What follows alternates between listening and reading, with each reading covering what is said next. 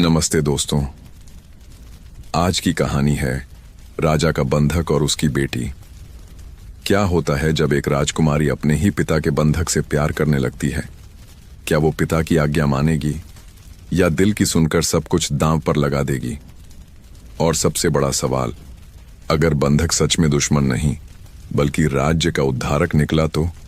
आंखें बंद करो, क्योंकि आज की रात तुम्हें एक ऐसे महल में ले जाएगी जहां दीवारों के पीछे राज दफन है और दिल में वचन जलते हैं।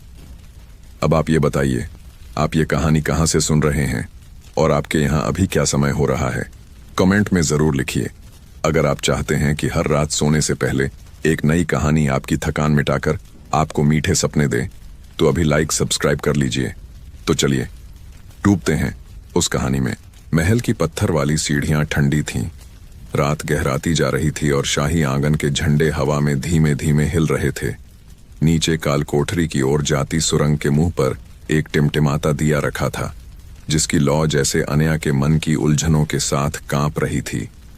आज वह पहली बार पिता की आज्ञा के विरुद्ध नीचे जा रही थी।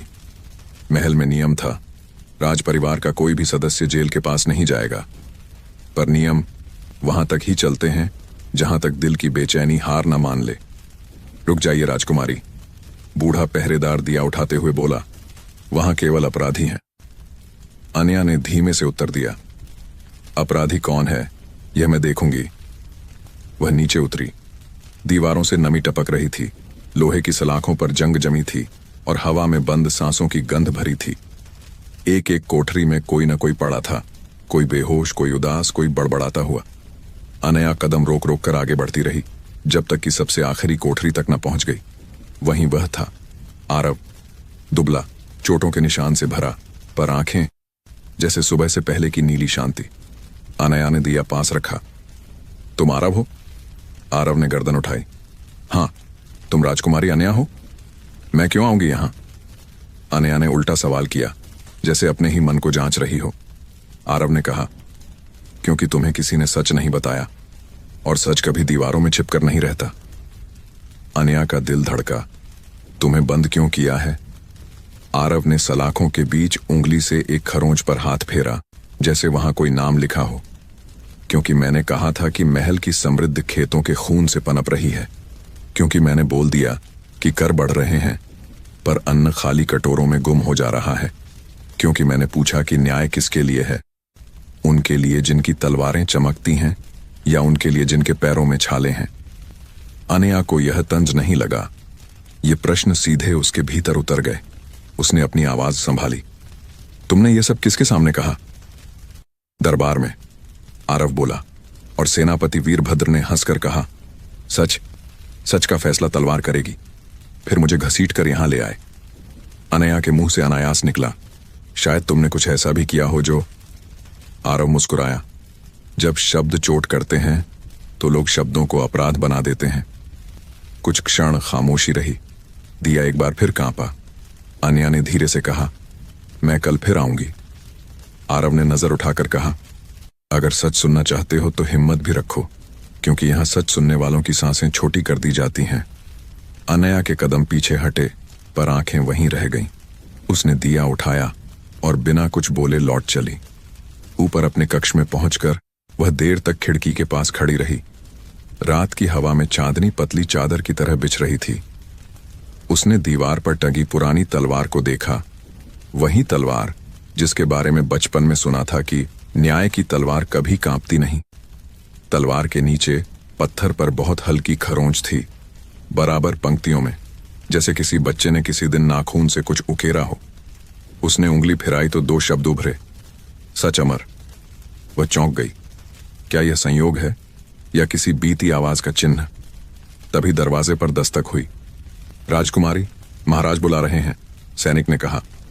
अनया ने तुरंत ओढ़नी ली और दरबार की ओर चली। दरबार में कम लोग थे।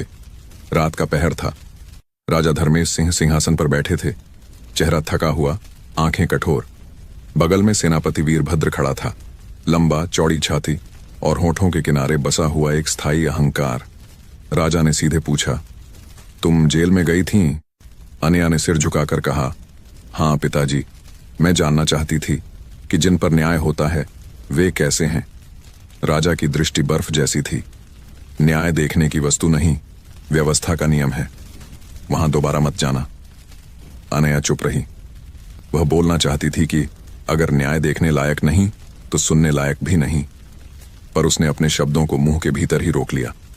वीरभद्र ने हल्की मुस्कान के साथ कहा, महाराज, वह कैदी चालाक है। वह मीठी बातें करके सैनिकों को भड़का देता है। राजकुमारी सरल हैं, कहीं वे। राजा ने हाथ उठा दिया। बस राजकुमारी, अपने कक्ष में जाएं।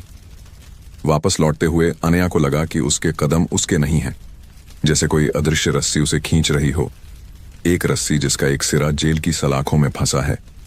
उसने अपने कमरे का दरवाजा बंद किया, दिया जलाया और फर्श पर बैठ गई।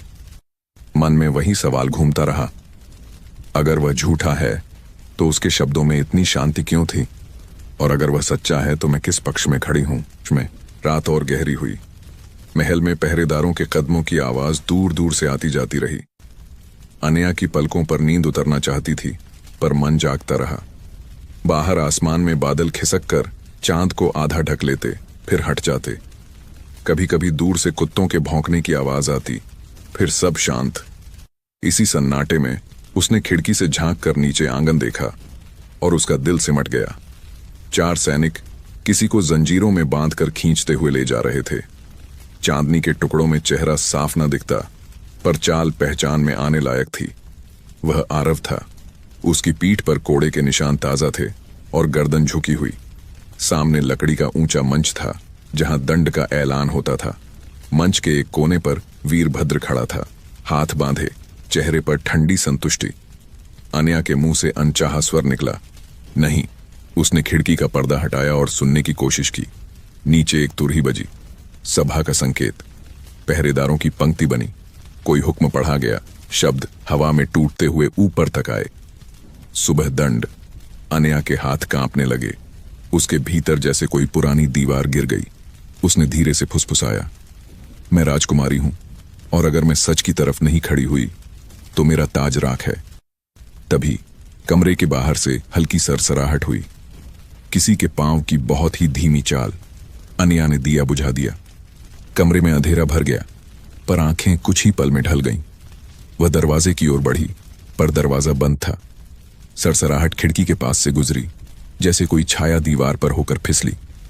उसने खिड़की की सलाख पकड़ी और बाहर झांका। वहां कोई नहीं, बस सामने वाले बुर्ज पर एक काली आकृति कुछ देर के लिए रुकी, फिर गायब हो गई। वह आकृति पहरेदार के ढांचे जैसी नहीं थी। उसमें अभ्यास था, जैसे कोई जिसे महल की हर इंच की जानकारी हो। अनया ने मन ही मन सोचा, क्या कोई मेरी जासूसी कर रहा है या कोई मेरी मदद करना चाहता है? दोनों ही शक एक साथ सिहरन पैदा कर रहे थे। उसने अपने पलंग के नीचे रखी छोटी तलवार निकाली, जो उसकी दादी ने कभी उपहार में दी थी। तलवार हल्की थी, पर उसका वचन भारी। डर लगे तो भी सत्य का साथ छोड़ना नहीं। सुबह होने में अभी कुछ घंटे बाकी थे, पर वह जानती थी भोर के साथ एक निर्णय आएगा। अगर वह चुप रही तो आरव की सांसें रोक दी जाएंगी, और अगर उसने आवाज उठाई तो उसकी अपनी सांसों पर तलवारें तनी मिलेंगी। उसने एक सांस भरकर आंखें बंद की और उन खेतों की कल्पना की जो उसने कभी दूर से देखे थे। पीली हरी लहरें जिन पर पसीना गिरकर रोटी बनता है। उसने मन से आरव की एक ही पंक्ति दोहराई, जब कोई राज्य गरीबों का अन्न छीनकर महल सजाता है तो असली अपराधी कौन होता है? बाहर पहरे की घंटी बजी। आधी रात का पहर। बादल हटा तो चांद पूरे चेहरे के साथ खिड़की में उतर आया। उसी उजाले में दीवार की खरोंच फिर चमकी। सच अमर। अनया ने दृढ़ता से तलवार की मूठ थामी। अब उसके भीतर डर नहीं, निर्णय था, और निर्णय के पीछे एक योजना का आकार बनने लगा। एक ऐसी योजना जिसमें भागना नहीं, बचाना था। विनती नहीं, गवाही थी, और सबसे बढ़कर एक वचन था, सुबह होने से पहले मैं अन्याय की राह काट दूंगी। नीचे आंगन में दूर कहीं किसी ने धीमे से सीटी दी। यह संकेत महल के पहरेदार इस्तेमाल नहीं करते। यह उस गुप्त टोली का संकेत था जो कभी पुराने राजा के समय में महल के सुरंगों की रखवाली करती थी, फिर अचानक गायब हो गई थी। क्या वही लोग अभी भी जिंदा हैं? क्या वही छाया उनका संदेश थी? अनया के होंठों पर एक अदृश्य मुस्कान आई। अगर छाया ने मुझे देखा है तो अब वह जानती होगी कि मैं भी उन्हें देख रही हूं। उसने खिड़की बंद की, तलवार ओढ़नी के भीतर छुपाई और धीरे से फुसफुसाई। सुबह से पहले खेल बदलता है। उसके शब्द हवा में बिना शोर के घुल गए, पर दिल में ढोल की तरह बजते रहे।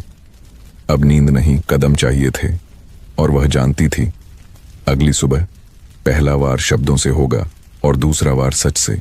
भोर से ठीक पहले का वह पल था जब चिड़ियाओं भी चुप रहती हैं और दीवारें हल्की हल्की सांस लेती लगती हैं। अनया ने खिड़की बंद की, ओढ़नी कसी और तलवार की मूठ पर उंगलियां टिका दी। रात में सुनी वह धीमी सीटी अब उसके कानों में चिन्ह बन चुकी थी।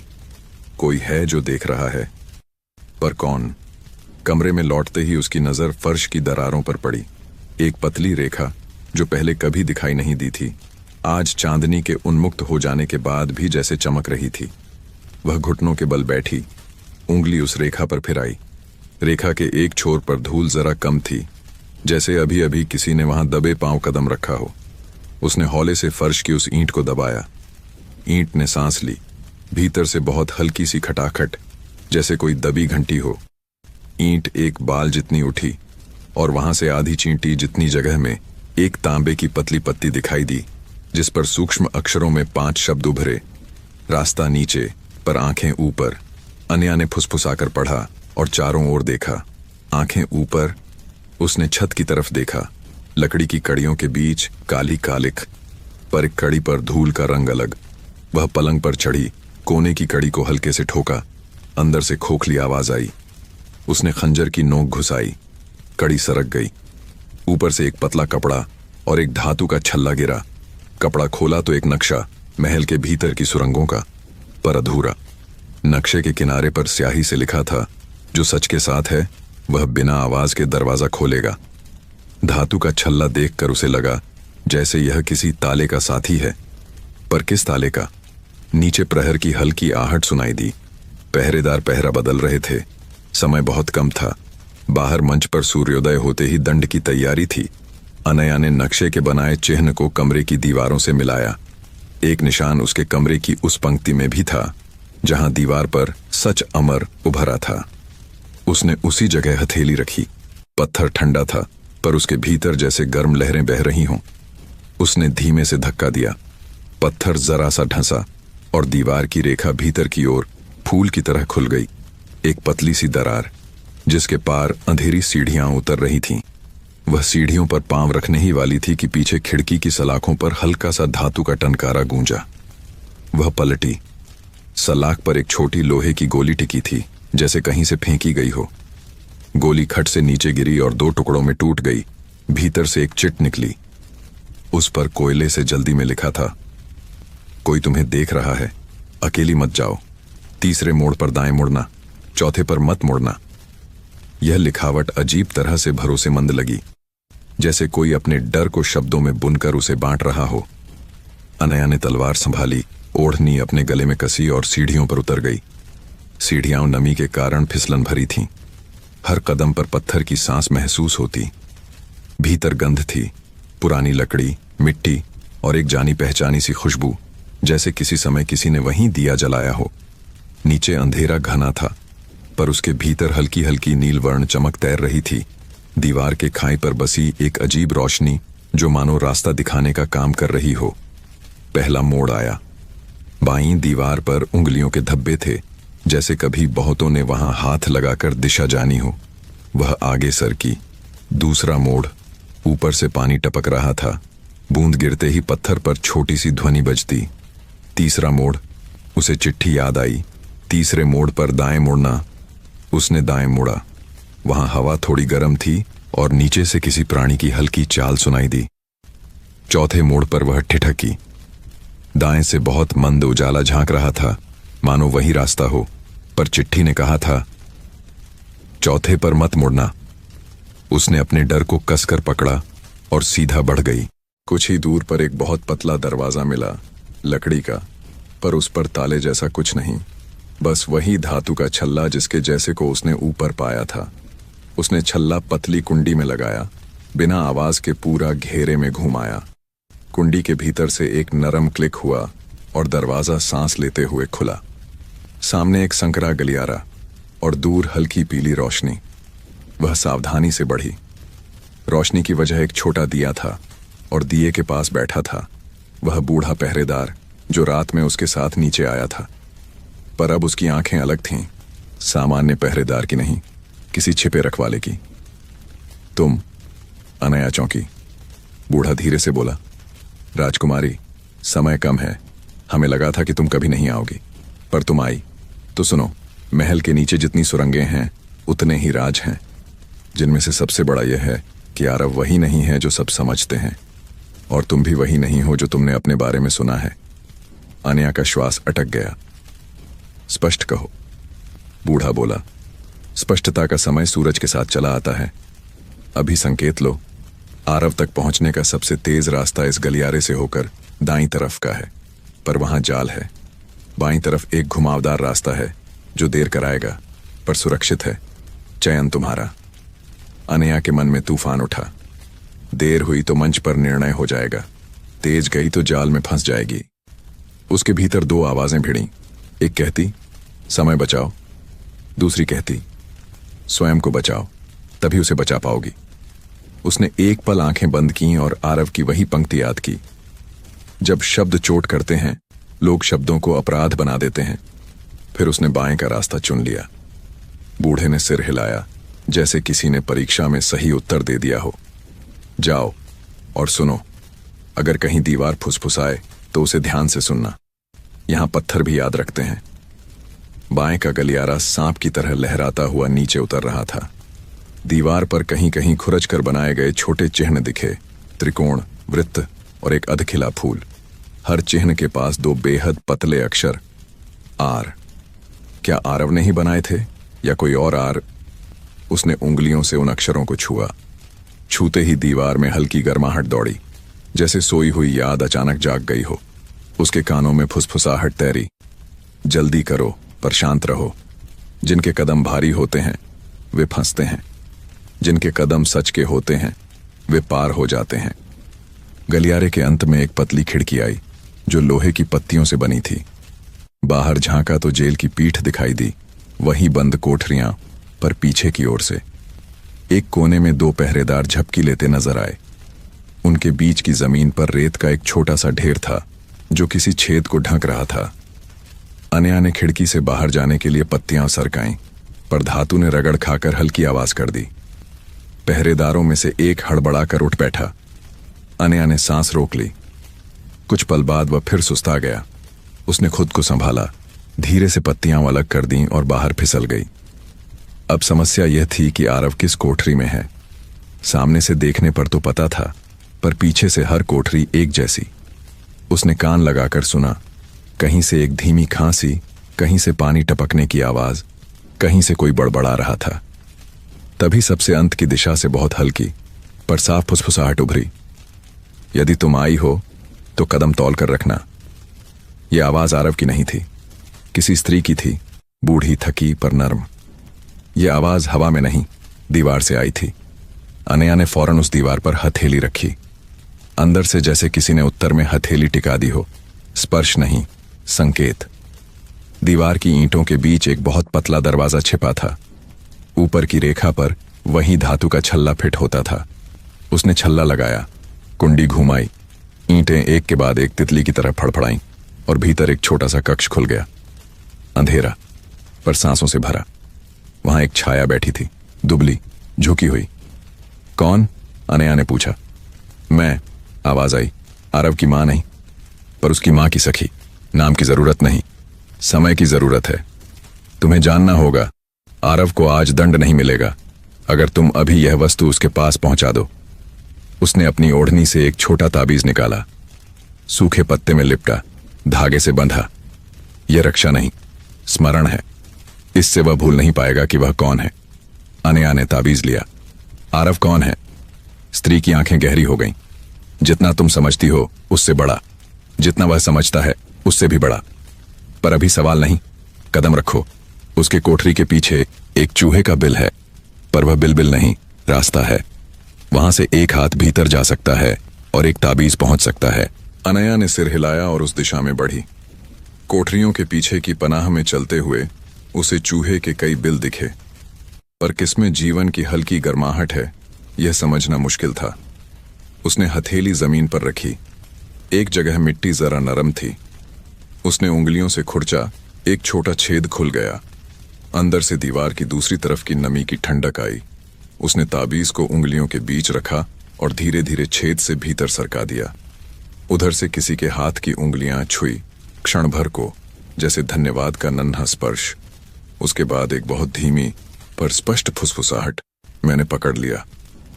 यह आवाज आरव की थी। अनया के भीतर तक उजाला दौड़ गया। उसने बहुत धीरे से कहा, सुबह से पहले हम सुरंग से तुम्हें निकालेंगे। आरव ने दूसरी तरफ से उत्तर दिया, सुरंगें दीवारों के भीतर बनती हैं और दीवारें डर से। डर टूटेगा तभी रास्ता खुलेगा। सावधान रहना, जो छाया तुम्हें देखती है वह अकेली नहीं है। इतना कहते ही गलियारे के सिरे पर लोहे का भारी घर्षण गूंजा। पहरे बदल गए थे और किसी ने इस तरफ की खामोशी पर ध्यान दे दिया था। अनया ने सांस रोकी। अब उसे वापस वही रास्ता लेना था, पर क्या वही रास्ता सुरक्षित बचा है?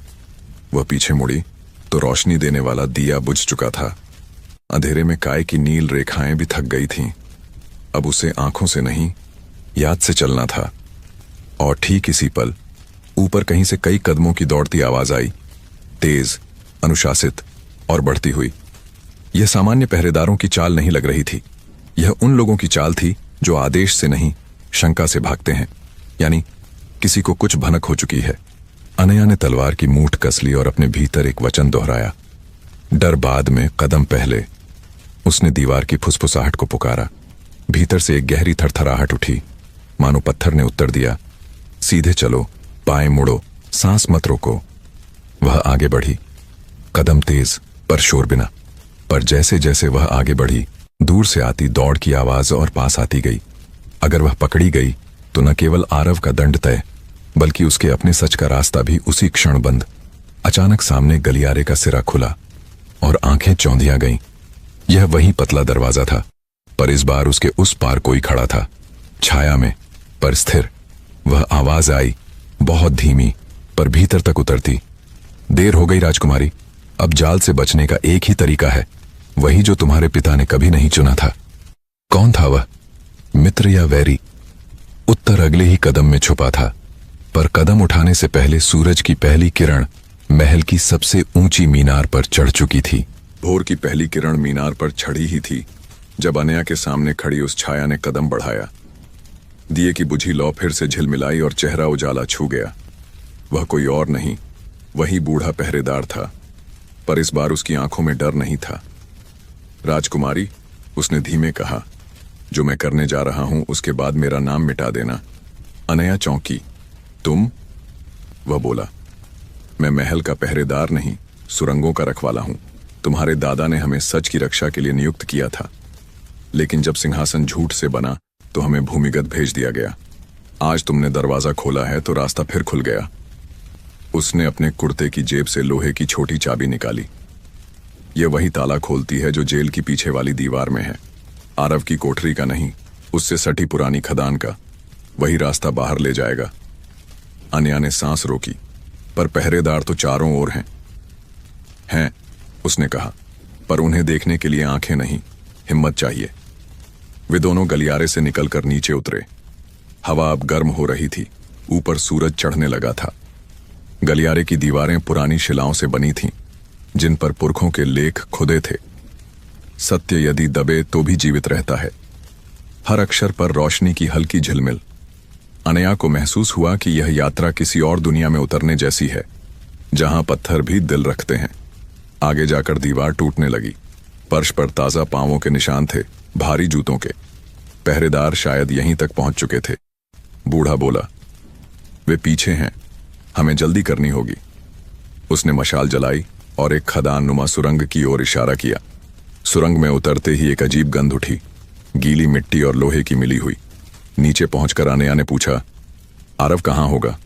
बूढ़ा बोला, उस दीवार के पार। पर याद रखना, इस दीवार की आवाजें सुनो, बोलो मत। अगर यह गलत ध्वनि सुनेगी तो पत्थर गिर पड़ेंगे। अनया ने दीवार पर हाथ रखा। भीतर से हल्की गूंज आई, जैसे कोई नाम ले रहा हो। अनया। उसने उत्तर में कहा, मैं यहां हूं। दीवार की ईंटें हल्की हिलीं और अंदर से आरव का चेहरा दिखाई दिया, घायल, थका, पर आंखें अब भी शांत। तुम? उसने अविश्वास में कहा। अनया बोली, समय नहीं है, सुनो। तुम्हें बाहर निकालने का रास्ता यही है, पर पहरा और जाल दोनों है। क्या तुम चल सकोगे? आरव मुस्कुराया। अगर सच के लिए चलना है तो लहू भी रास्ता दिखा देता है। बूढ़े ने दीवार का ताला खोला। आवाज बहुत हल्की थी, पर ऊपर से कदमों की आहट बढ़ती जा रही थी। अनया ने आरव का हाथ पकड़ा। जल्दी। वे तीनों झुक कर आगे बढ़े। सुरंग का मुंह नीचे की ओर झुकता था। हर 10 कदम पर एक गुप्त द्वार, कुछ खुले, कुछ बंद। अचानक तीसरे मोड़ पर हवा का तेज झोंका आया। मशाल बुझ गई। अंधेरा घना हो गया। दिया, अनया ने फुसफुसाया। आरव ने कहा, रुको, आवाज मत करो, किसी और की सांस चल रही है। कुछ ही क्षण में सामने से हल्की चिंगारी जली और फिर पूरा गलियारा झिलमिलाया।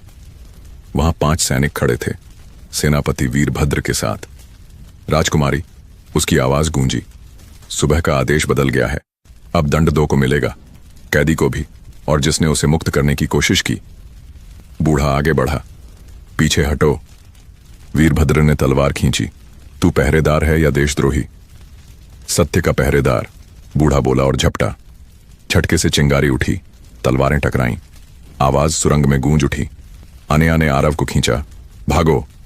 वे बाएं मुड़े, पत्थर के बीच से निकलते हुए आगे बढ़े। पीछे से तलवारों की ठक ठक, बूढ़े की कराह।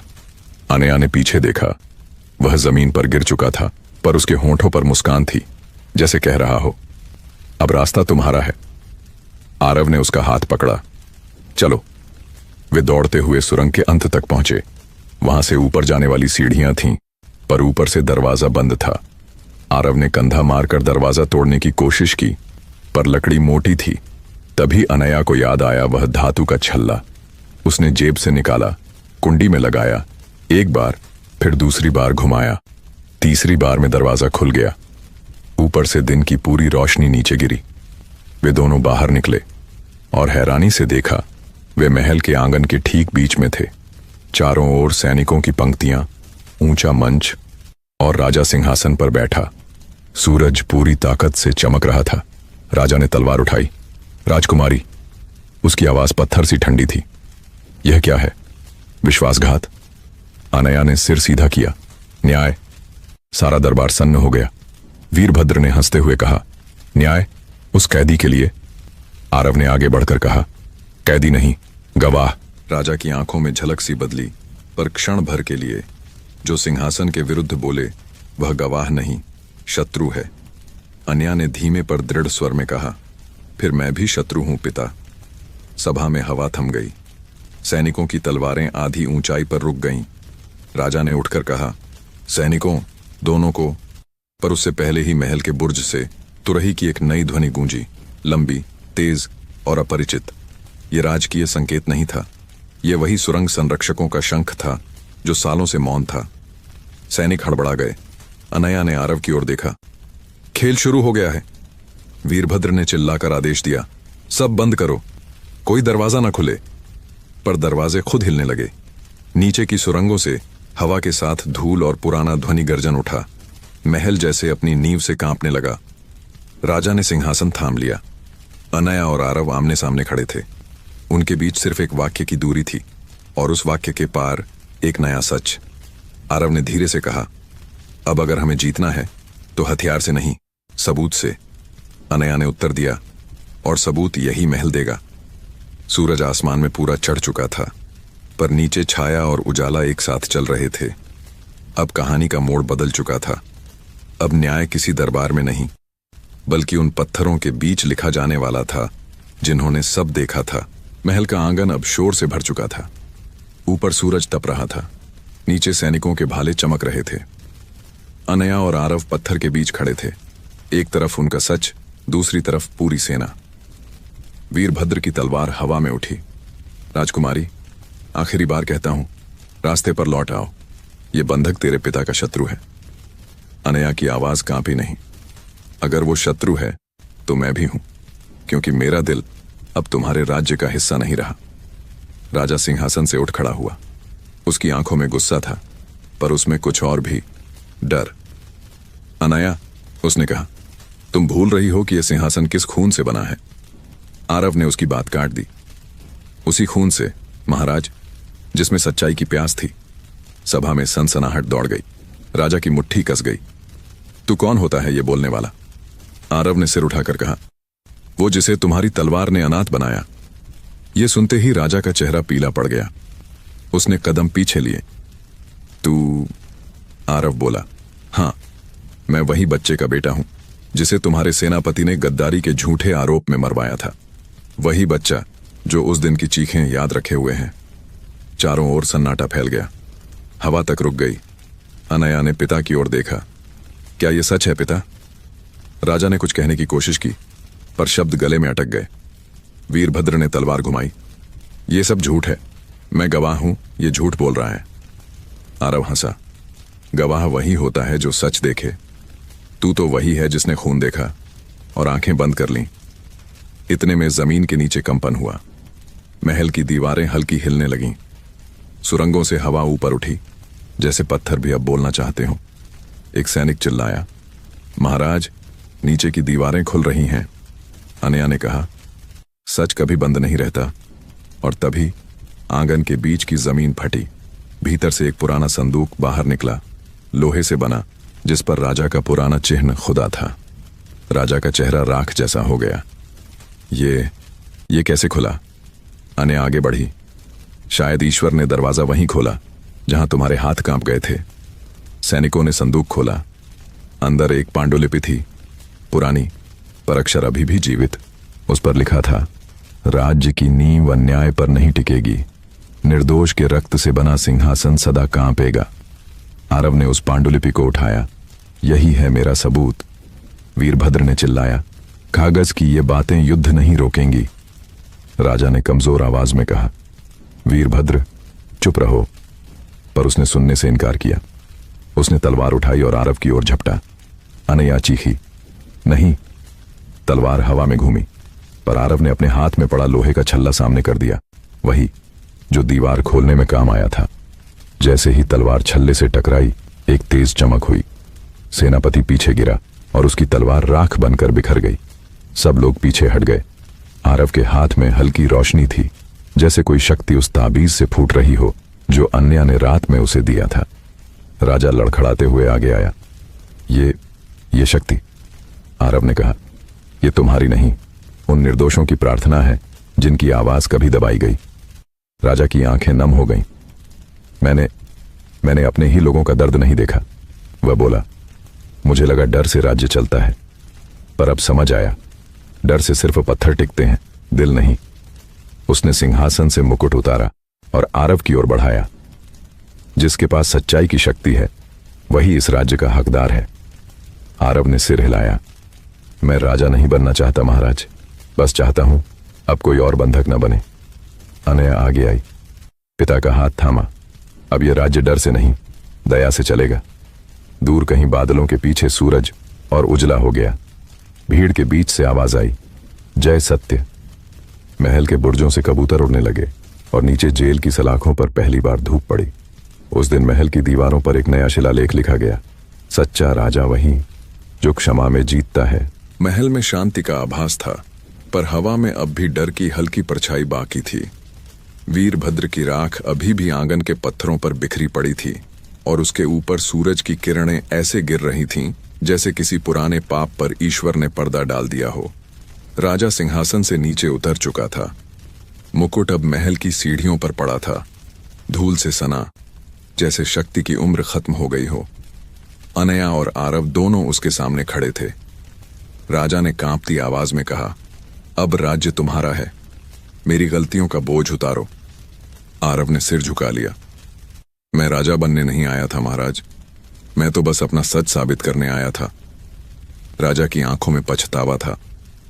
सालों पहले जब वीरभद्र ने तेरे पिता पर गद्दारी का आरोप लगाया तो मैं डर गया था, डर कि कहीं मेरी गद्दी हिल ना जाए। पर आज समझ आया, गद्दी बचाने के लिए मैंने अपना दिल खो दिया। अनया ने धीरे से उसका हाथ थामा। पिता, अब बहुत देर हो चुकी है, पर अब भी सब कुछ खत्म नहीं हुआ। अगर आप सच मानते हैं तो राज्य को फिर से न्याय की राह पर लाएं। राजा ने उसकी ओर देखा, फिर कहा, मैं अब इस शरीर से शासन नहीं कर पाऊंगा। मेरी गलती का प्रायश्चित अब तुम दोनों करोगे। सभा मौन थी। बाहर से कबूतरों का झुंड उड़ा और पहली बार आंगन में बच्चों की हंसी सुनाई दी, शायद जेल के पास से, जहां आज पहली बार द्वार खुले थे। कुछ पल के लिए लगा सब ठीक हो गया, पर तभी आकाश में काले बादल घिरने लगे। हवा का रुख अचानक बदल गया, ठंडी, भारी और अजीब सी गंध वाली। आरव ने ऊपर देखा।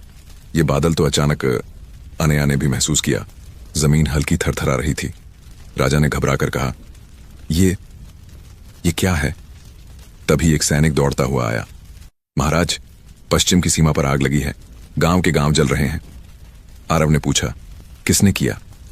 सैनिक हाँफता हुआ बोला, एक काला झंडा वाला दल जो खुद को वीरभद्र की छाया कहता है।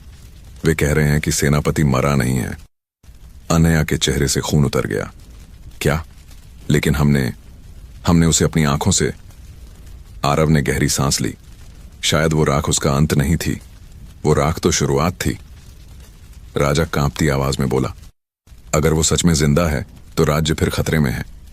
अनया ने दृढ़ स्वर में कहा, अब राज्य डर से नहीं चलेगा पिता। अगर छाया लौट आई है तो उजाला भी लौटेगा। हम उससे लड़ेंगे।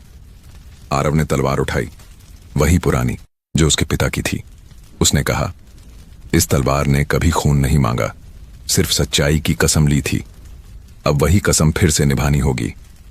महल के बुर्जों पर फिर तुरही बजी, पर इस बार उसका स्वर अलग था, युद्ध की नहीं, जागरण की। राज्य भर के गांवों से लोग आने लगे, बूढ़े, बच्चे, स्त्रियां, सभी कहते हुए, अब किसी और के डर से नहीं जिएंगे। राजा ने थके हुए स्वर में कहा, अनया, अगर कभी मुझे मेरी गलती माफ कर सको तो करना। मैं बहुतों की आंखों से नींद छीन चुका हूं। अनया ने झुककर कहा, आपने आज सच बोला है, वही सबसे बड़ी क्षमा है।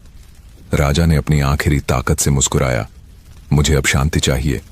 फिर धीरे से सिंहासन के बगल में बैठ गया। उसकी आंखें खुली थीं, पर उनमें पहली बार सुकून था। बाहर बादल और गहरे हो चुके थे, हवा में राख की गंध थी। आरव ने अनया की ओर देखा, अब हमें एक बार फिर सुरंगों में उतरना होगा। जहां झूठ जन्मा था वहीं जाकर सच को वापस लाना होगा। अनया ने सिर हिलाया, और इस बार कोई दीवार नहीं बोलेगी, इस बार हम खुद पत्थरों को आवाज देंगे। दोनों महल की सीढ़ियां उतरने लगे। पीछे से तुरही की अंतिम ध्वनि गूंजी। राजा चला गया, पर न्याय अब भी जिंदा है। उनके कदम नीचे की ओर बढ़ते गए, और उसी पल दूर क्षितिज पर राख के धुएं में एक परछाई उभरी। चौड़ी कद, वही लोहे की जंजीरें, वही तलवार। वीरभद्र की आंखें लाल थीं। उसने राख से उंगलियां उठाईं और कहा, राजा मर गया, पर बदला अभी बाकी है। हवा कांप उठी, और महल की दीवारों ने पहली बार फुसफुसाकर कहा, सच का अगला अध्याय शुरू हो चुका है। रात फिर उतर आई थी। महल के बुर्जों पर दिए जल रहे थे, पर हवा में बेचैनी थी। वीरभद्र की छाया सेना अब पश्चिम से बढ़ रही थी, और राज्य फिर से डर की पकड़ में था। अनया और आरव ने तय किया, अब भागना नहीं, सामना करना है। राजा के निधन के बाद शासन की बागडोर अस्थायी रूप से अनया के हाथों में थी, पर वो अब तक खुद को शासक नहीं मान पा रही थी। उसने आरव से कहा, मैं डरती नहीं, पर समझ नहीं पा रही कि युद्ध जीतने के लिए क्या चाहिए, तलवार या विश्वास। आरव ने जवाब दिया, तलवार युद्ध जीतती है, पर विश्वास आत्मा। जब दोनों साथ होते हैं तभी सवेरा होता है। उन्होंने पुराने नक्शे खोले, वही जो सुरंगों से मिला था। उस पर एक रेखा दूर जंगलों की ओर जाती थी, जहां आत्मदीप आश्रम लिखा था। बूढ़े पहरेदार ने मरने से पहले कहा था, वहां कोई है जो जानता है कि छाया को कैसे हराया जाए। अनया ने कहा, अगर वीरभद्र की छाया सच में जीवित है तो हमें उजाले का ज्ञान चाहिए। आरव ने मुस्कुराते हुए कहा, तो चलो अंधकार के रास्ते से ही उजाले तक पहुंचे। सुबह होते ही दोनों घोड़ों पर सवार हुए। रास्ता लंबा था, खेतों से, जलती हुई झोपड़ियों से, डर के गांवों से होकर गुजरता हुआ। हर जगह लोग भाग रहे थे, अपने ही घरों से। एक बूढ़ी औरत ने अनया का हाथ पकड़ लिया। रानी जी, क्या फिर वही दिन लौट आएंगे? अनया ने जवाब दिया, नहीं मां, अब कोई और नहीं जलेगा। ये वादा है। रास्ता जंगल में उतरता गया। पेड़ों के बीच धुंध तैर रही थी और हवा में अगरबत्ती की गंध थी, अजीब सी शांति जिसमें हर आवाज छिप जाती थी। आरव ने कहा, यह जगह जिंदा लगती है। अनया ने सिर हिलाया, और सुनो, कोई हमें देख रहा है। अगले ही पल सामने धुएं से एक आकृति उभरी, सफेद वस्त्रों में लिपटी, बाल चांदी जैसे और आंखें ऐसी जो वर्षों की निस्तब्धता से भरी थीं। स्वागत है, उसने कहा। तुम दोनों को आने में देर लगी। अनया चौंकी। आप जानती थीं कि हम आएंगे? वह मुस्कुराई। जो सच की खोज में निकलता है उसकी आहट समय पहले सुन लेता है। वह साध्वी थी, मातंगिनी, जिसे लोग सालों पहले मर चुकी मानते थे। उसने कहा, छाया सेना को हराने के लिए तुम्हें हथियार नहीं, स्मृति चाहिए। आरव ने पूछा, स्मृति? वह बोली, वीरभद्र ने सिर्फ शरीरों पर हमला नहीं किया, उसने लोगों के मन से याद मिटा दी, न्याय की, प्रेम की और ईश्वर की। जब याद मिटती है तब अंधकार जन्म लेता है। अनया ने पूछा, तो क्या हमें युद्ध नहीं करना चाहिए? मातंगिनी ने कहा, युद्ध जरूर करो, पर पहले अपने भीतर के डर से, क्योंकि छाया वहीं पनपती है जहां डर जीवित होता है। आरव ने गहरी सांस ली। डर? मैं समझता हूं। साध्वी ने दोनों को आश्रम के भीतर ले जाकर एक छोटा दीप जलाया। यह दीप आत्मदीप कहलाता है, उसने कहा। जब यह किसी के हाथ में जलता है तो उसके भीतर का सत्य उजागर हो जाता है, पर चेतावनी है, अगर मन में छल या क्रोध है तो यह दीप खुद उसे भस्म कर देगा। अनया ने कांपते हाथों से दीप उठाया। लौ शांत थी, पर जैसे ही उसने सोचा, अगर मैं हार गई तो? लौ कांप उठी। मातंगिनी ने कहा, देखा? डर ने रोशनी को छू लिया। आरव ने आगे बढ़कर दीप उसके साथ थामा। लौ स्थिर हो गई। साध्वी मुस्कुराई। अब तुम दोनों एक दूसरे के संतुलन हो। इसी दीप को लेकर पश्चिम जाओ, वहां राग घाटी है, वही जगह जहां वीरभद्र की छाया जन्मी थी। वहां यह दीप जलाना, तभी अंधकार टूटेगा। अनया ने कहा, अगर हमने असफलता पाई तो? मातंगिनी ने उत्तर दिया, तो प्रकाश लौट जाएगा, पर तुम्हारे भीतर से नहीं, तुम्हारे ऊपर से। याद रखो, जो सच के लिए मरता है वो कभी मरता नहीं। रात गहराने लगी। हवा में मंद संगीत तैर रहा था, जैसे दूर कोई वीणा बजा रहा हो। आरव ने कहा, मातंगिनी, क्या आप हमारे साथ चलेंगी? वह मुस्कुराई। मेरा रास्ता यहां खत्म होता है, पर जब तुम राग घाटी में दीप जलाओगे तब हवा में मेरी आवाज सुनना, वही तुम्हें रास्ता दिखाएगी। दोनों ने प्रणाम किया और जंगल से बाहर निकले। आसमान में तारे घने थे और चांद की रोशनी में दीप हल्का चमक रहा था, जैसे जीवित आत्मा। रास्ते के अंत में दूर आग की लपटें फिर उठीं। वीरभद्र की सेना आगे बढ़ चुकी थी। अनया ने कहा, अब वक्त है डर को जलाने का। आरव ने सिर झुकाया, और सच को अमर करने का। हवा तेज हुई, दीप की लौ हिली, पर बुझी नहीं। शायद क्योंकि सच अब केवल उनके हाथों में नहीं, उनके दिलों में था। रात फिर उतर आई थी। महल के बुर्जों पर दिए जल रहे थे, पर हवा में बेचैनी थी। वीरभद्र की छाया सेना अब पश्चिम से बढ़ रही थी और राज्य फिर से डर की पकड़ में था। अनया और आरव ने तय किया, अब भागना नहीं, सामना करना है। राजा के निधन के बाद शासन की बागडोर अस्थायी रूप से अनया के हाथों में थी, पर वो अब तक खुद को शासक नहीं मान पा रही थी। उसने आरव से कहा, मैं डरती नहीं, पर समझ नहीं पा रही कि युद्ध जीतने के लिए क्या चाहिए, तलवार या विश्वास। आरव ने जवाब दिया, तलवार युद्ध जीतती है, पर विश्वास आत्मा। जब दोनों साथ होते हैं तभी सवेरा होता है। उन्होंने पुराने नक्शे खोले, वही जो सुरंगों से मिला था। उस पर एक रेखा दूर जंगलों की ओर जाती थी, जहां आत्मदीप आश्रम लिखा था। बूढ़े पहरेदार ने मरने से पहले कहा था, वहां कोई है जो जानता है कि छाया को कैसे हराया जाए। अनया ने कहा, अगर वीरभद्र की छाया सच में जीवित है तो हमें उजाले का ज्ञान चाहिए। आरव ने मुस्कुराते हुए कहा, तो चलो, अंधकार के रास्ते से ही उजाले तक पहुंचे। सुबह होते ही दोनों घोड़ों पर सवार हुए। रास्ता लंबा था, खेतों से, जलती हुई झोपड़ियों से, डर के गांवों से होकर गुजरता हुआ। हर जगह लोग भाग रहे थे, अपने ही घरों से। एक बूढ़ी औरत ने अनया का हाथ पकड़ लिया। रानी जी, क्या फिर वही दिन लौट आएंगे? अनया ने जवाब दिया, नहीं मां, अब कोई और नहीं जलेगा, ये वादा है। रास्ता जंगल में उतरता गया। पेड़ों के बीच धुंध तैर रही थी और हवा में अगरबत्ती की गंध थी। अजीब सी शांति जिसमें हर आवाज छिप जाती थी। आरव ने कहा, यह जगह जिंदा लगती है। अनया ने सिर हिलाया। और सुनो, कोई हमें देख रहा है। अगले ही पल सामने धुएं से एक आकृति उभरी, सफेद वस्त्रों में लिपटी, बाल चांदी जैसे और आंखें ऐसी जो वर्षों की निस्तब्धता से भरी थीं। स्वागत है, उसने कहा।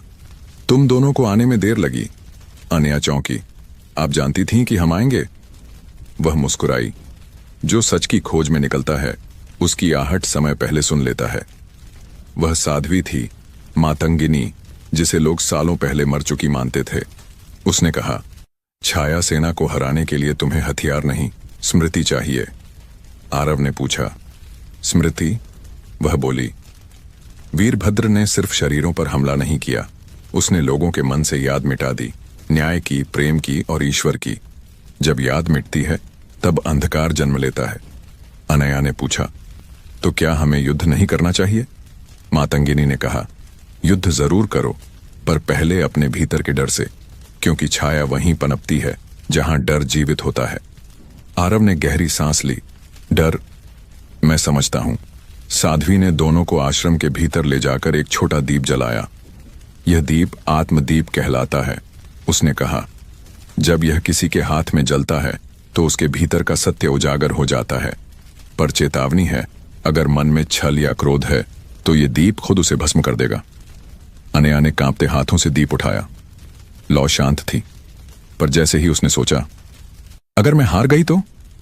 लौ कांप उठी। मातंगिनी ने कहा, देखा, डर ने रोशनी को छू लिया। आरव ने आगे बढ़कर दीप उसके साथ थामा। लौ स्थिर हो गई। साध्वी मुस्कुराई। अब तुम दोनों एक दूसरे के संतुलन हो। इसी दीप को लेकर पश्चिम जाओ, वहां राख घाटी है, वही जगह जहां वीरभद्र की छाया जन्मी थी। वहां यह दीप जलाना, तभी अंधकार टूटेगा। अनया ने कहा, अगर हमने असफलता पाई तो? मातंगिनी ने उत्तर दिया, तो प्रकाश लौट जाएगा, पर तुम्हारे भीतर से नहीं, तुम्हारे ऊपर से। याद रखो, जो सच के लिए मरता है वो कभी मरता नहीं। रात गहराने लगी। हवा में मंद संगीत तैर रहा था, जैसे दूर कोई वीणा बजा रहा हो। आरव ने कहा, मातंगिनी, क्या आप हमारे साथ चलेंगी? वह मुस्कुराई। मेरा रास्ता यहां खत्म होता है, पर जब तुम राग घाटी में दीप जलाओगे तब हवा में मेरी आवाज सुनना, वही तुम्हें रास्ता दिखाएगी। दोनों ने प्रणाम किया और जंगल से बाहर निकले। आसमान में तारे घने थे और चांद की रोशनी में दीप हल्का चमक रहा था, जैसे जीवित आत्मा। रास्ते के अंत में दूर आग की लपटें फिर उठीं। वीरभद्र की सेना आगे बढ़ चुकी थी। अनया ने कहा, अब वक्त है डर को जलाने का। आरव ने सिर झुकाया, और सच को अमर करने का। हवा तेज हुई, दीप की लौ हिली, पर बुझी नहीं। शायद क्योंकि सच अब केवल उनके हाथों में नहीं, उनके दिलों में था। राख घाटी से लौटते हुए हवा में हल्की ठंडक थी, पर उनके दिलों में अब शांति थी। वीरभद्र की राख पीछे छूट चुकी थी और आत्मदीप की लौ अब भी जल रही थी, उजली, शांत और निश्चल। आरव ने कहा, कभी सोचा था कि हम जिंदा लौटेंगे? अनया मुस्कुराई। हम सिर्फ लौटे नहीं हैं, हम वो लौट आए हैं जो इस राज्य ने खो दिया था, इंसानियत।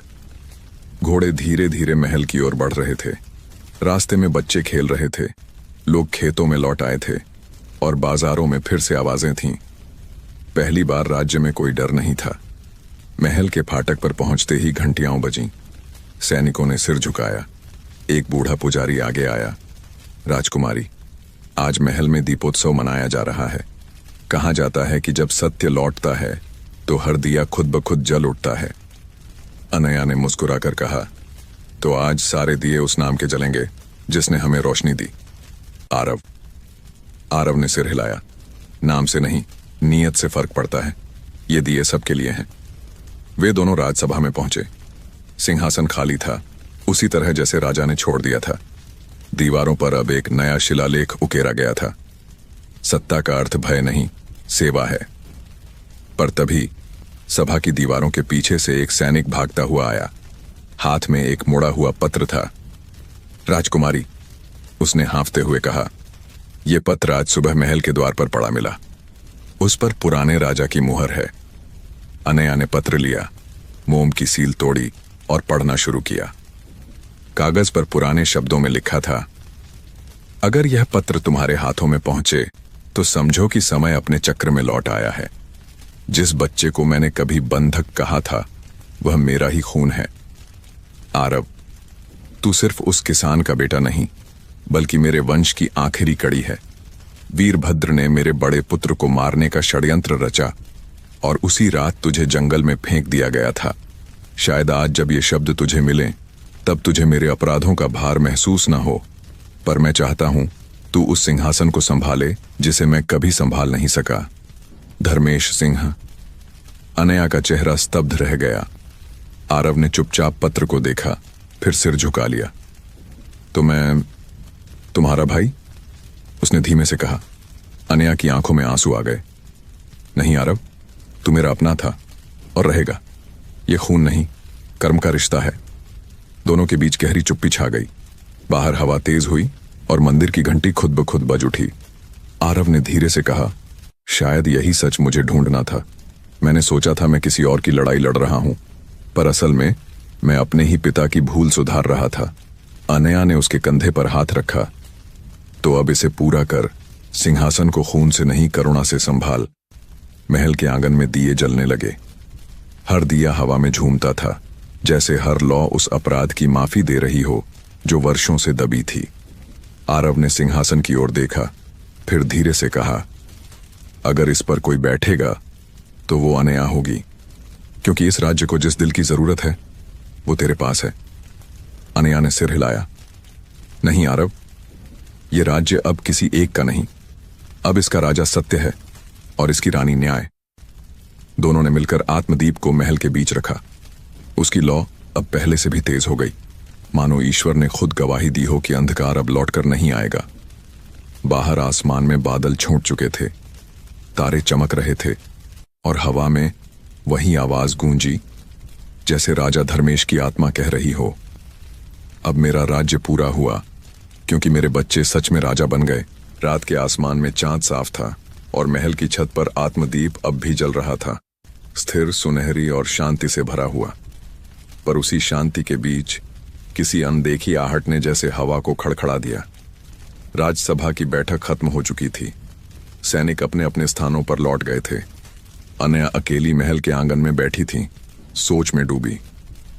सब खत्म हो गया, उसने खुद से कहा। अब तो बस शुरुआत करनी है। पर उसके भीतर कहीं एक अनजाना सवाल गूंज रहा था, क्या सच सचमुच खत्म होता है या वो रूप बदलकर फिर लौट आता है?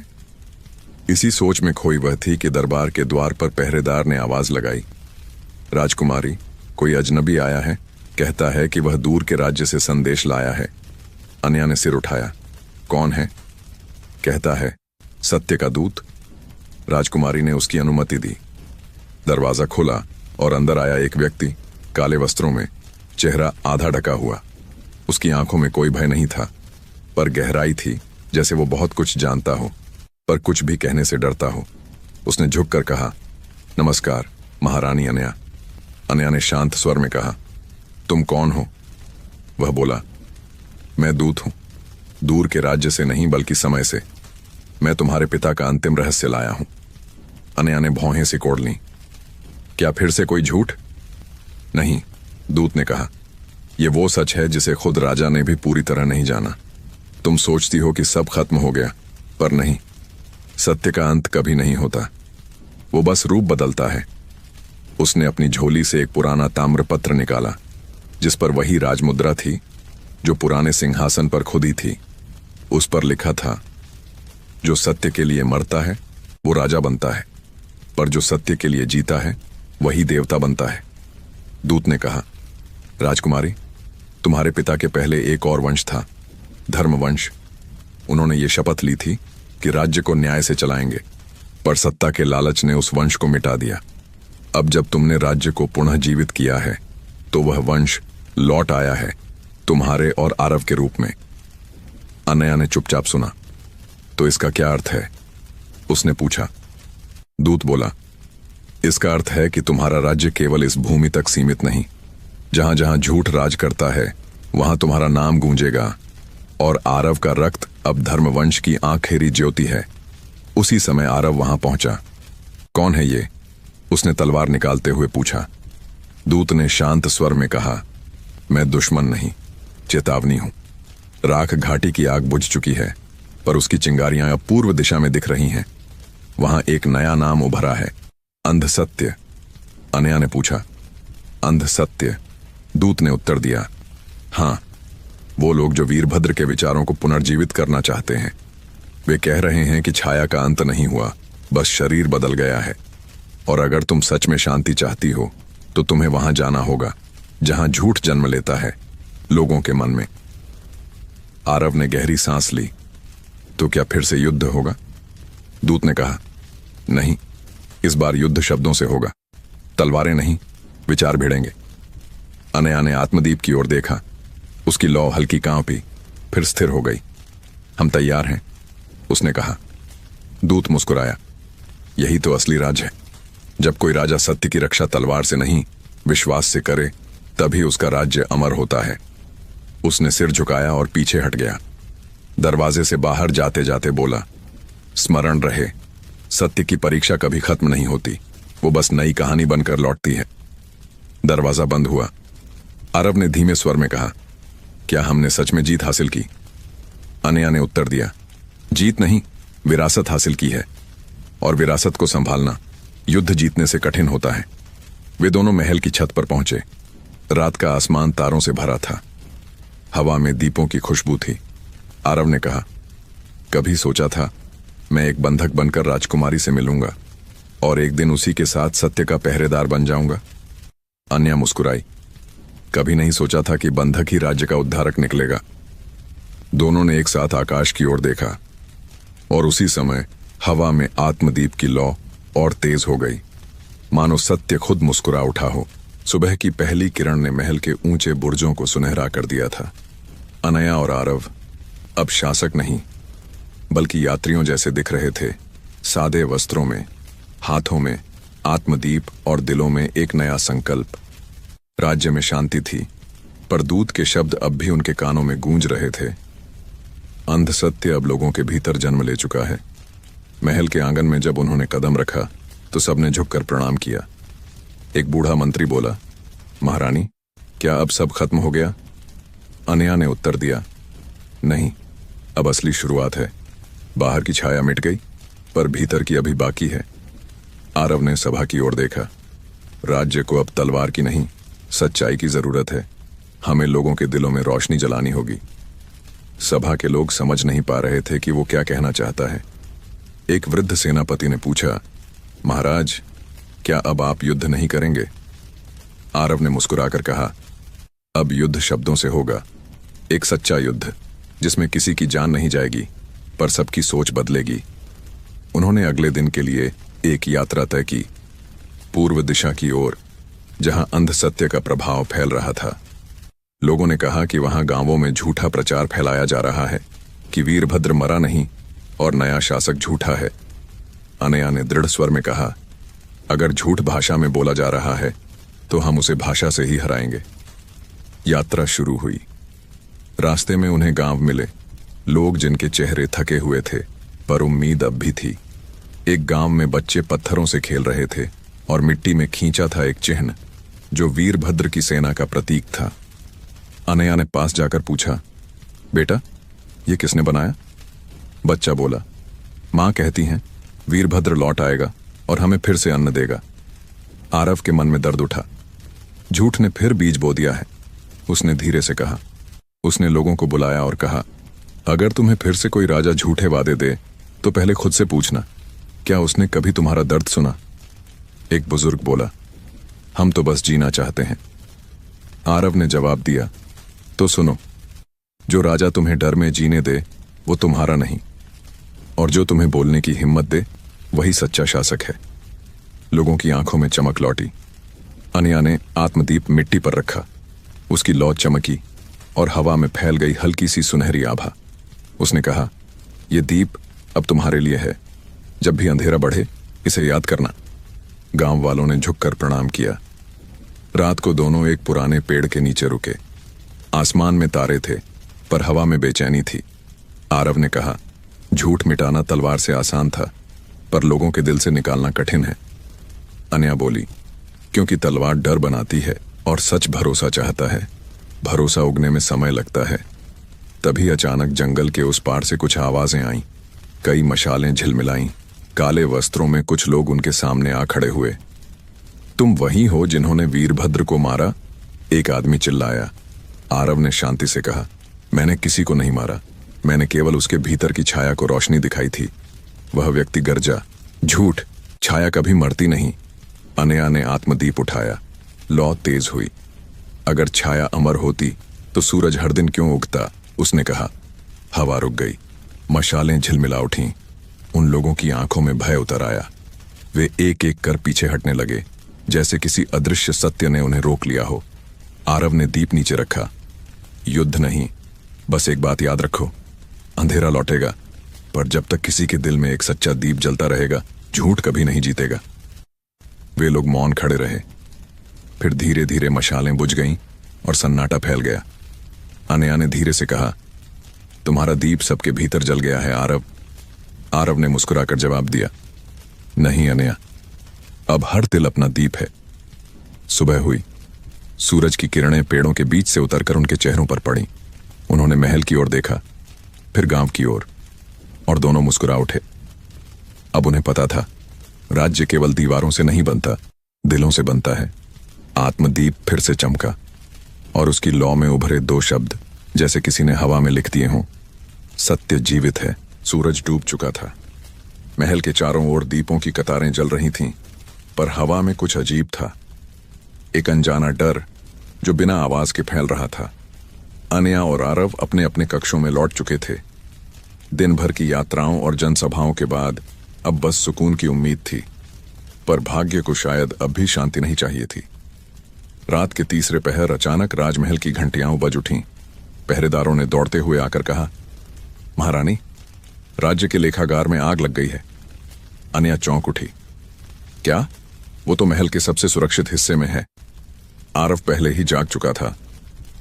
चलो तुरंत देखते हैं। दोनों जब वहां पहुंचे तो चारों ओर धुआं था और सैकड़ों दस्तावेज राख बन चुके थे।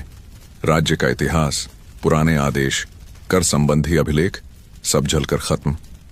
एक सैनिक ने कांपती आवाज में कहा, किसी ने अंदर से दरवाजा खोला था महाराज। अनया ने पूछा, किसने देखा?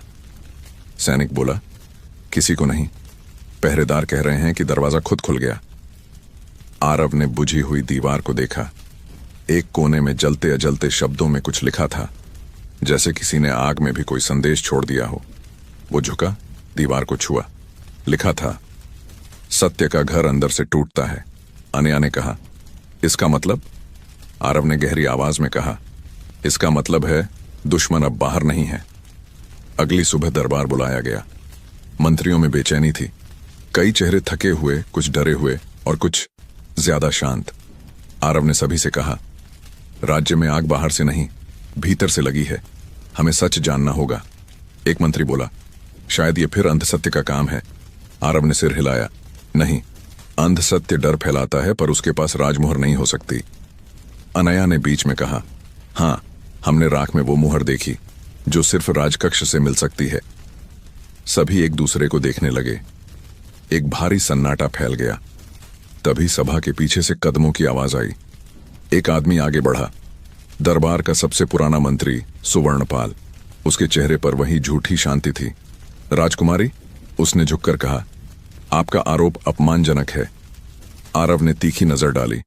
हमने अभी नाम नहीं लिया था सुवर्णपाल। वह मुस्कुराया। कभी कभी सच बोलने की जरूरत नहीं पड़ती जब डर पहले ही बोल दे। अनया के मन में कुछ बैठ गया, वही ठंडापन जो उसने पहले वीरभद्र की आंखों में देखा था। तो तुम ही थे जिसने लेखागार जलाया? उसने पूछा। सुवर्णपाल ने धीरे से कहा, मैंने कुछ नहीं जलाया, बस उस राज की राख को हवा दी जो पहले ही मर चुका था। सभा में शोर मच गया। सैनिकों ने तलवारें उठाईं। आरव ने हाथ उठाकर सबको रोका। क्यों सुवर्णपाल, तू तो राजा के साथ था। सुवर्णपाल बोला, मैं राजा के साथ नहीं, राज्य के साथ था, और राज्य तब तक नहीं टिकता जब तक डर जिंदा रहे। तुमने वो डर खत्म कर दिया। अब ये राज्य कमजोर हो जाएगा। अनया ने दृढ़ स्वर में कहा, अगर डर ही राज्य की नींव है तो ऐसा राज्य हम नहीं चाहते। सुवर्णपाल हंसा, तो देखो, जब सच्चाई के साथ रहोगी तब झूठ के शस्त्र कितने तेज लगते हैं। इतना कहकर उसने अपनी अंगुली में बंधी मुहर को तोड़ा। फौरन दरबार के पीछे की दीवार कांपने लगी। किसी गुप्त यंत्र का संकेत था। एक दरवाजा खुला और अंदर से कुछ नकाबपोश लोग निकल आए। वे सब राजकीय सैनिकों के वेश में थे। आरव ने तलवार खींची। राजकुमारी, पीछे हटो। अनया ने आत्मदीप को उठाया। उसकी लौ ने पूरा दरबार रोशन कर दिया। नकाबपोश पीछे हटने लगे, जैसे रोशनी उन्हें जला रही हो। सुवर्णपाल चिल्लाया, रोक दो इसे। पर तभी एक तेज हवा चली और दीप की लौ भभक उठी। उसकी रोशनी सुवर्णपाल के चेहरे पर पड़ी और सबके सामने उसका असली चेहरा दिखाई देने लगा। वो केवल मंत्री नहीं था, बल्कि वीरभद्र की छाया सेना का अगला उत्तराधिकारी, वही जिसने अंदर से राज्य को तोड़ने की योजना बनाई थी। आरव ने तलवार उसकी गर्दन पर रोकी। अब सच के लिए झूठ का अंत होगा। सुवर्णपाल ने हंसते हुए कहा, तुम्हें लगता है मैं अकेला हूं? सच्चाई हमेशा अकेली पड़ जाती है। आरव ने जवाब दिया, सच अकेला नहीं होता, बस उसे बोलने की हिम्मत चाहिए। उसकी तलवार चली और एक ही वार में सुवर्णपाल की अंगूठी टूट गई, जिससे आग फैलने का जादू बंधा था। धुआं छोंट गया। नकाबपोश सैनिक भाग गए। दीवार पर अब एक ही वाक्य चमक रहा था, राज्य वही सच्चा है जो अपने ही भीतर के झूठ को पहचान ले। अनया ने गहरी सांस ली। अब मैं समझी, उसने कहा, अंधसत्य कभी बाहर से नहीं आता, वो हमेशा हमारे अंदर जन्म लेता है। आरव ने मुस्कुराकर कहा, और जब भीतर का दीप जल जाए तब कोई छाया नहीं बचती। महल की घंटियां एक बार फिर बजीं, पर इस बार वो डर की नहीं, मुक्ति की थीं। महल की दीवारों पर रात उतर चुकी थी। दीपक जल रहे थे, पर आत्मदीप की लौ आज कुछ अलग लग रही थी। पहले जैसी शांत नहीं, बल्कि बेचैन सी। अनया उस लौ को देख रही थी और उसे ऐसा लग रहा था जैसे वो किसी अनकहे खतरे की ओर इशारा कर रही हो। आरव भीतर आया। तुम अब भी जाग रही हो? अनया बोली। हाँ, कुछ अजीब महसूस हो रहा है। देखो, ये दीप कांप रहा है, जबकि हवा बिल्कुल नहीं चल रही। आरव ने दीप को देखा। लौ में हल्की नीली झिलमिलाहट थी और दीवार पर उसकी परछाई किसी आकृति जैसी बन रही थी, जैसे कोई खड़ा हो पर न हो। शायद थकान है, आरव ने कहा। हमने पिछले कुछ दिनों में बहुत कुछ देखा। अनया ने सिर हिलाया। नहीं आरव, ये वही लौ है जो हमें चेतावनी देती है। मातंगिनी ने कहा था, जब दीप की लौ बदल जाए समझो कोई असत्य फिर जीवित हो गया है। तभी बाहर से एक सैनिक दौड़ता हुआ आया। महारानी, मंदिर से पुजारी लापता है और रात में घंटियां अपने आप बजी थीं। अनया और आरव ने एक दूसरे की ओर देखा। चलिए, उसने कहा, देखते हैं। दोनों मंदिर की ओर बढ़े। वहां सन्नाटा था, पर धूप की खुशबू के साथ राख की गंध भी मिली हुई थी। दीवारों पर पुराने चित्र धुंधले पड़ गए थे और बीच में रखा ईश्वर का प्रतिमा स्थल खाली था। आरव ने आश्चर्य से कहा, प्रतिमा कहां गई? अनया ने ध्यान से फर्श देखा। वहां राख के बीच में वही प्रतीक बना था जो पहले अंधसत्य के झंडों पर दिखा था। उसने धीरे से कहा, कोई फिर लौट आया है। तभी मंदिर की पिछली दीवार से हल्की आहट आई। दोनों धीरे धीरे आगे बढ़े। अंधेरे में कोई आकृति बैठी थी, सफेद वस्त्रों में, झुकी हुई। अनया ने दीप उठाया। कौन है वहां? वह आकृति बोली। डरो मत, मैं तुम्हारी अपनी हूं। वो आवाज अनया ने पहचान ली। मातंगिनी? हाँ, वही साध्वी जो राख घाटी में मिली थी। पर अब उसके चेहरे पर शांति नहीं थी। उसकी आंखों के नीचे अंधेरा था और आवाज कांप रही थी। मैं लौटी हूं चेतावनी देने। वो खत्म नहीं हुआ अनया। वीरभद्र नहीं, पर उसकी छाया किसी और रूप में लौट आई है।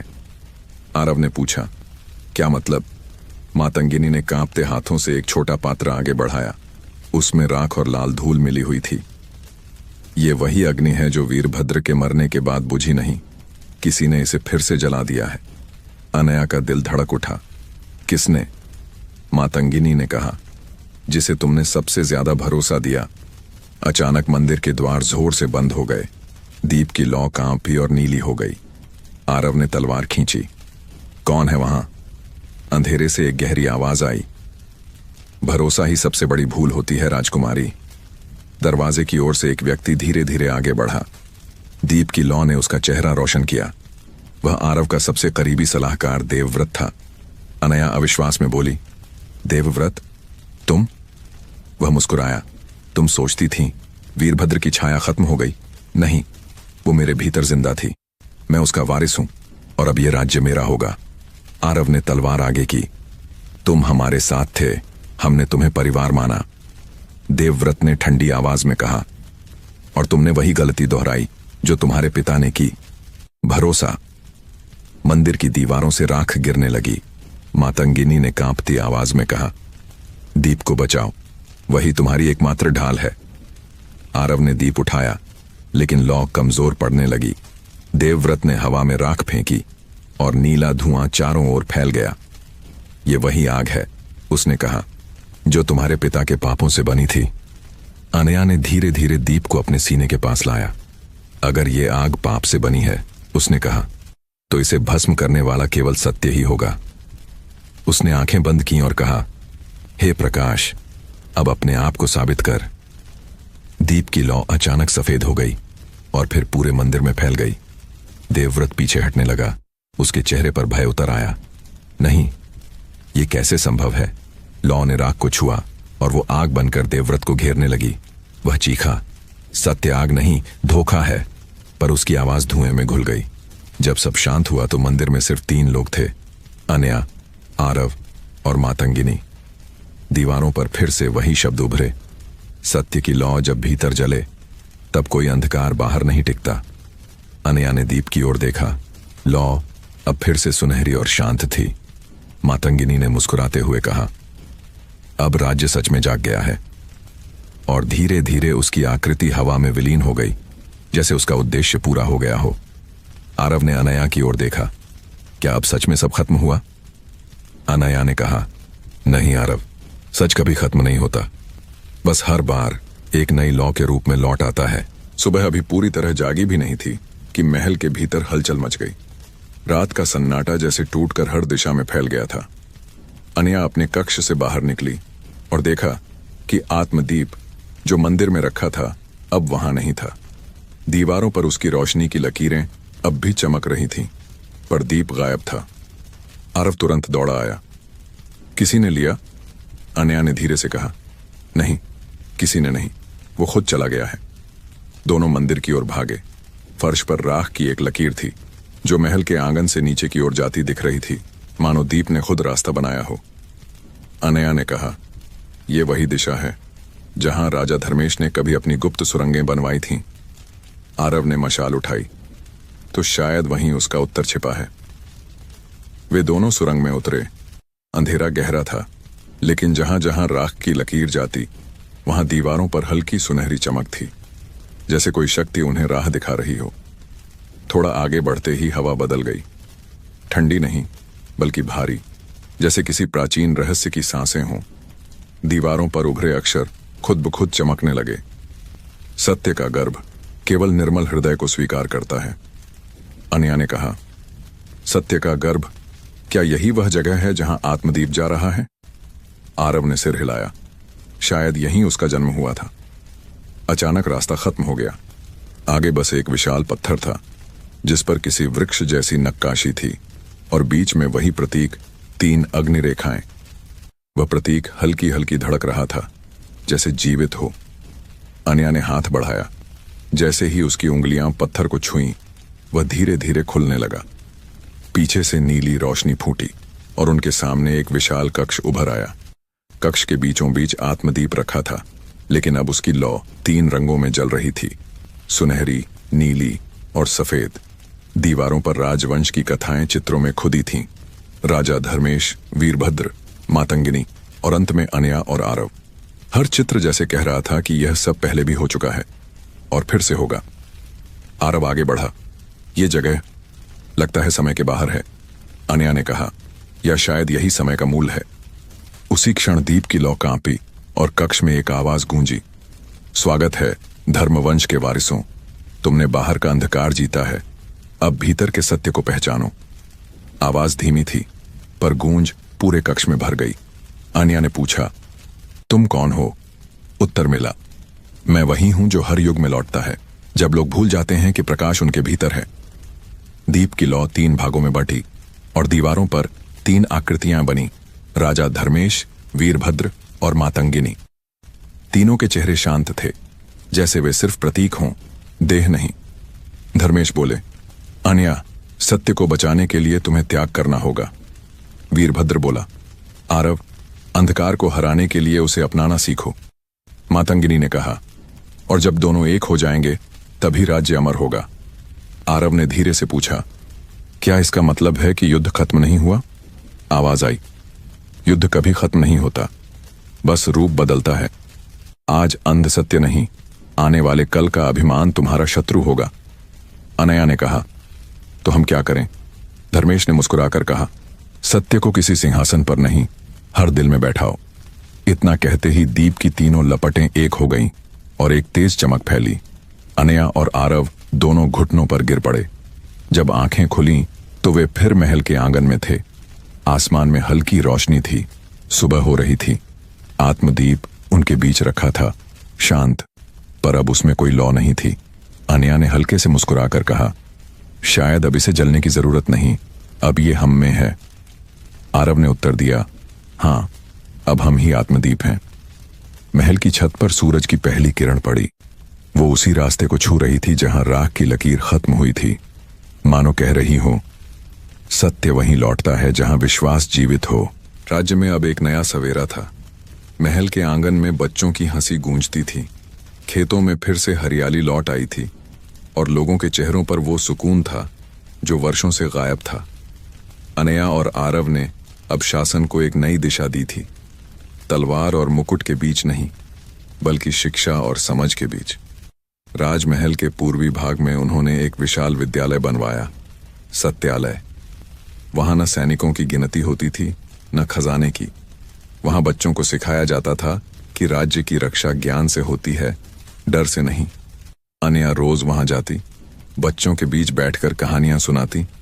कभी एक राजा था जिसने समझा कि शक्ति तलवार में है, लेकिन बाद में जाना कि असली शक्ति दिल में थी। बच्चे हंसते, सीखते और दीप जलाते। हर शाम सत्यालय में आत्मदीप का छोटा स्वरूप जलाया जाता था, एक प्रतीक जो अब हर बच्चे के दिल में उजाला करता था। एक दिन जब सूरज ढलने को था, एक छोटा लड़का भागता हुआ विद्यालय में आया। उसकी सांसें तेज थीं, चेहरा धूल से सना हुआ। महारानी, महाराज, मैंने कुछ देखा है। अनया मुस्कुराई। क्या देखा तुमने बालक? लड़के ने कहा, मैंने सपने में नीला दीप देखा, वही जो आपने कहा था कि अब बुझ चुका है।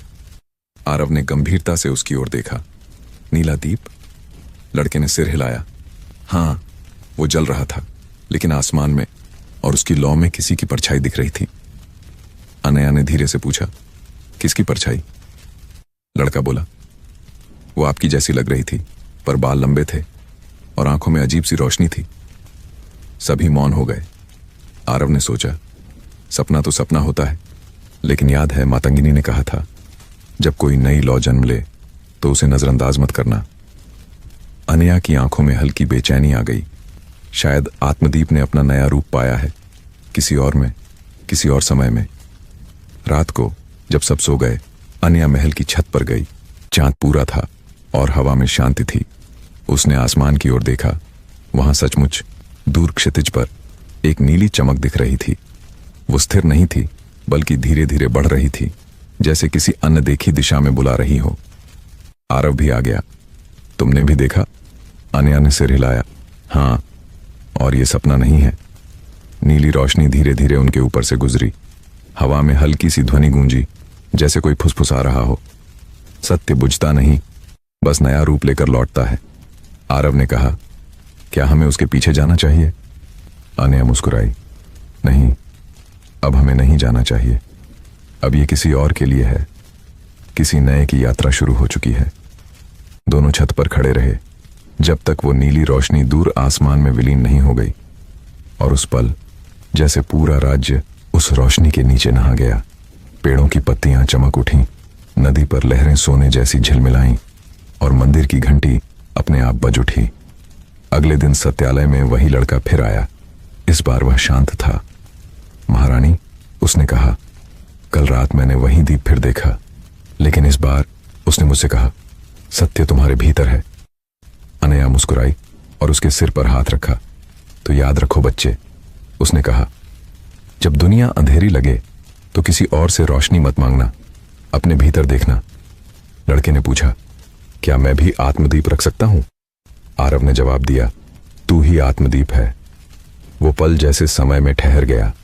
हवा में बच्चों की हंसी गूंज उठी और सूर्य की किरणें विद्यालय की दीवारों पर उभरे नए शब्दों को चमकाने लगीं।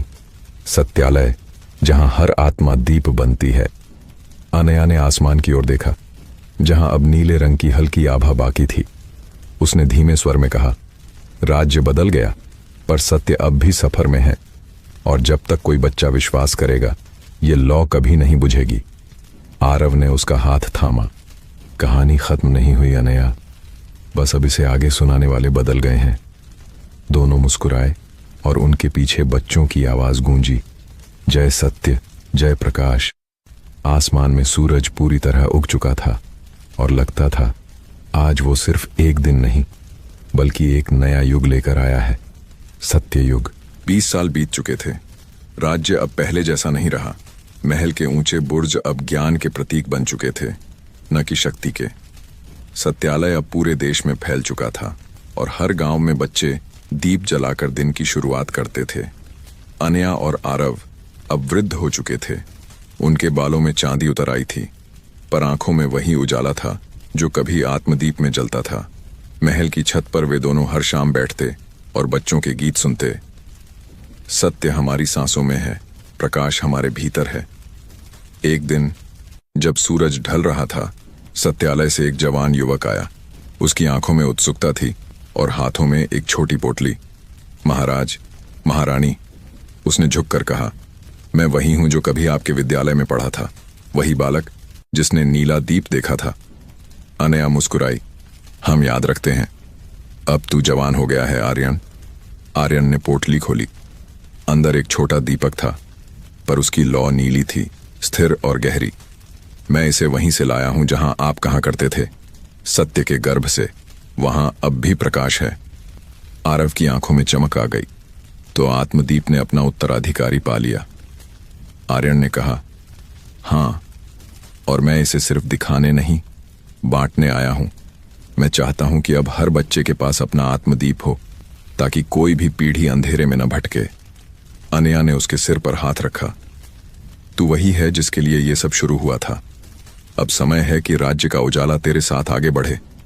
आरव ने धीमे स्वर में कहा, हमने हमेशा यही चाहा कि सत्य किसी व्यक्ति में नहीं, पीढ़ियों में बहे। अब वो तू है। आर्यन ने आंसू भरी आंखों से कहा, आप दोनों के बिना यह संभव नहीं था। महल के आंगन में सभी लोग एकत्र हुए। रात गहरी थी, पर हर किसी के हाथ में एक दीप था। आर्यन ने नीले दीप को बीच में रखा। अनया ने कहा, आज से यह दीप किसी सिंहासन का नहीं, हर आत्मा का है। आरव ने जोड़ा, क्योंकि जब तक एक भी दीप जलता रहेगा, राज्य जीवित रहेगा। लोगों ने एक साथ दिए जलाए। आसमान से हल्की हवा चली और अचानक बादलों के बीच से चांद निकल आया। पूरे राज्य में नीली रोशनी फैल गई, जैसे आत्मदीप अब धरती से नहीं, आकाश से जल रहा हो। अनया ने आरव की ओर देखा। क्या अब हमने अपना वादा निभा दिया? आरव मुस्कुराया। हां, अब सच्चाई हमारे बाद भी जीवित रहेगी। धीरे धीरे उनकी आंखें बंद हो गईं। लोगों ने देखा, उनके सामने 2 दीप जले थे, जो एक साथ मिलकर एक बड़ी उजली लौ में बदल गए। वो लौ कुछ पल आसमान में ठहरी, फिर हवा के साथ विलीन हो गई। कई साल बाद सत्यालय के बच्चों को जब कहानी सुनाई जाती, तो शिक्षक कहते, राजा का बंधक और उसकी बेटी अब कहीं नहीं है, पर हर सच बोलने वाले बच्चे में उनका अंश है। और हर साल दीपोत्सव की रात जब नीला चांद आसमान में दिखाई देता, तो लोगों को लगता जैसे अनया और आरव फिर लौट आए हैं, मुस्कुराते हुए, कहते हुए, सत्य कभी मरता नहीं, वो बस अगली पीढ़ी के दिल में जन्म लेता है। हवा में वही पुरानी फुसफुसाहट गूंजती। जहां भय खत्म होता है, वहीं सत्य का राज्य शुरू होता है। अगर आप अभी तक इस वीडियो के साथ जुड़े हुए हैं, तो इसका मतलब है कि आपको यह सच में पसंद आया। तो इसे अपने दोस्तों और परिवार वालों के साथ जरूर शेयर कीजिए। ताकि और लोग भी इन कहानियों की मदद से सुकून भरी नींद पा सकें। वीडियो के अंत में कुछ खाली हिस्सा है, लेकिन उसे छोड़कर वीडियो बंद मत कीजिए। जब दर्शक बीच में ही वीडियो बंद कर देते हैं तो YouTube को लगता है कि हमारी वीडियो बेकार है और YouTube हमारे वीडियो को नए लोगों तक भेजना बंद कर देता है, जिससे मेरा और मेरी टीम का मनोबल कम होता है। और जब हमारी वीडियो अच्छी परफॉर्म करती है तो हमें मोटिवेशन मिलता है आपके लिए अच्छी और सुकून भरी कहानियां लाने का। आप हमारे वीडियो को ज्यादा लोगों तक पहुंचाने में योगदान दे सकते हैं। अपने मोबाइल का वॉल्यूम थोड़ा कम कर दीजिए, फोन साइड में रख दीजिए, आंखें बंद कीजिए, लंबी गहरी सांस लीजिए और इस वीडियो के साथ आराम से सो जाइए। शुभ रात्रि।